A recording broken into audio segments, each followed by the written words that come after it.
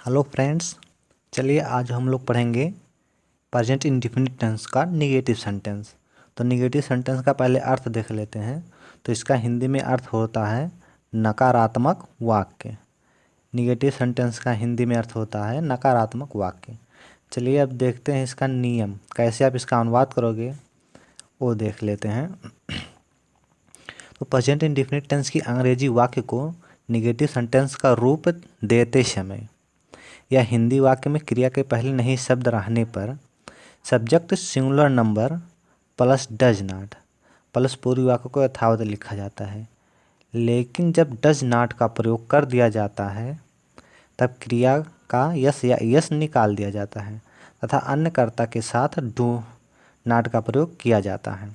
जैसे अब देख लीजिए, इसका अभी समझ में आपको आया नहीं होगा। चलिए अब इसको हम एग्जाम्पल के तौर पे देखते हैं, तब अभी आपको समझ में आ जाएगा।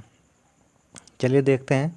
वह अंग्रेजी नहीं पढ़ता है, तो इसमें नहीं शब्द आ गया, इसका मतलब ये निगेटिव सेंटेंस हो गया। अगर वाक्य में नहीं शब्द आ गया तो निगेटिव सेंटेंस हो जाएगा। अब आपको जानना है किस टेंस का निगेटिव सेंटेंस है। तो यहाँ देख लीजिए, हमने आपको पढ़ाया था प्रेजेंट इंडेफिनिट टेंस में कि जिस क्रिया का अंतिम अक्षर ता है और ते हैं, ती हूँ, ता हूँ, ते हूँ रहता है, उसे प्रेजेंट इंडेफिनिट टेंस की वाक्य कहा जाता है। तो ये इसलिए प्रेजेंट इंडेफिनिट हो गया और इसमें नहीं का प्रयोग है, इसलिए निगेटिव हो गया। चलिए अब इसके अनुवाद का नियम हम लोग देखते हैं। तो सबसे पहले सब्जेक्ट लिखा जाता है। तो यहाँ सब्जेक्ट वह है। अब कैसे आप जानोगे कि सब्जेक्ट इस वाक्य में कौन है? तो ये जो क्रिया है वाक्य के अंत में, इसके पहले आप जब कौन शब्द का प्रयोग करके प्रश्न करोगे तो जो शब्द आपको उत्तर में मिलेगा वही आपको कर्ता होगा। तो कौन पढ़ता है, ये देखिए पढ़ता है हो गया, ये पढ़ता है। तो ये कौन पढ़ता है? वह। तो पहले आपको लिखेंगे ही।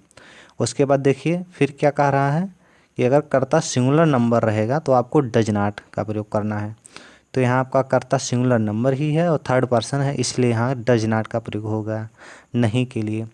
फिर वाक्य के अंत से उल्टा अनुवाद करते हो जाएंगे हम लोग। अब नहीं हो गया, पढ़ता के लिए क्या लगाओगे? लर्न। तो लर्न मतलब होता है पढ़ता है। फिर क्या पढ़ता है? इंग्लिश। ठीक, अब यहाँ हो गया इंग्लिश। तो he does not learn English, वह अंग्रेजी नहीं पढ़ता है।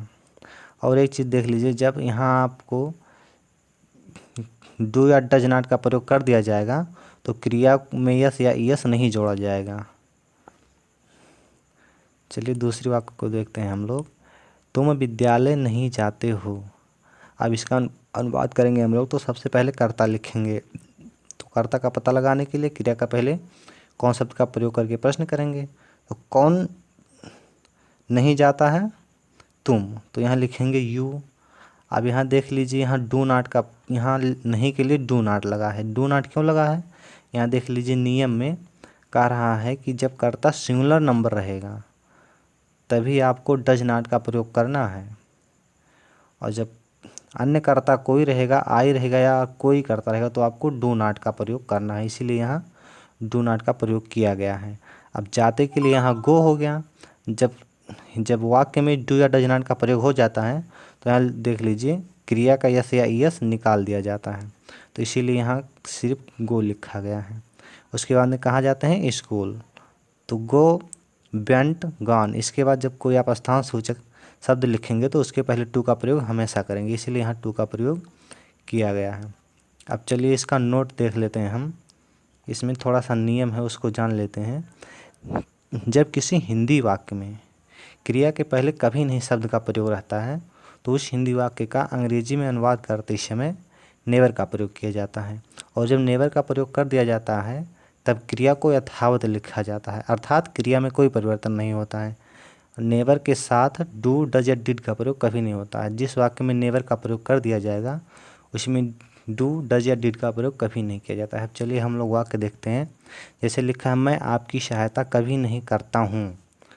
तो देखिए इसका, अब पहले हम लोग सब्जेक्ट लिखेंगे तो पहले मैं को हम लिखेंगे तो मैं का अंग्रेजी होता है आई।